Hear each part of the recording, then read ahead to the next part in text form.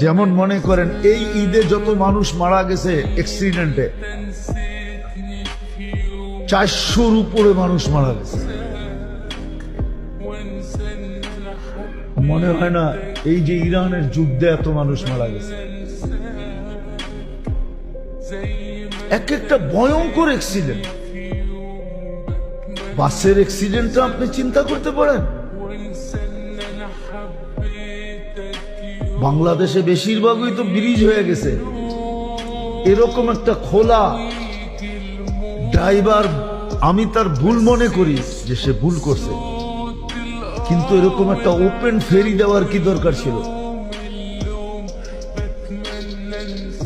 রুরু ফেরিগুলা তো সামনে দিয়ে বন্ধ থাকে, বাস তো ওটাকে মাইরও ভাঙতে পারবে না।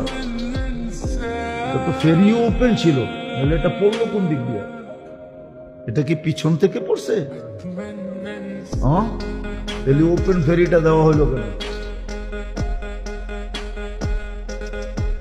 ফেরির তো বিভিন্ন ধরন আছে, রোরো ফেরি আছে, ওটা তো সামনে দিয়ে বন্ধ থাকে, পুরা সিট দিয়ে বন্ধ। ওইটার গেটই দুনো দিক দিয়ে উঠন যায়, পিছন দিক দিয়ে ওঠে, সামনের দিক দিয়ে যায়, ওই পারে লেগা নাইমা যায়। ওই ফেরি দিল না কেন? ফেরির কি অভাব? বেশিরভাগই তো বাংলাদেশে ব্রিজ হয়ে গেছে। পদ্মায়ও তো শত ফেরি ছিল, পদ্মায় তো এখন ফেরি নাই, সব ফেরি তো দৌলত দিয়ে গেছে। ওই ফেরিটা কেন দেওয়া হলো? তাও ঈদের দিন, ঈদের সময়।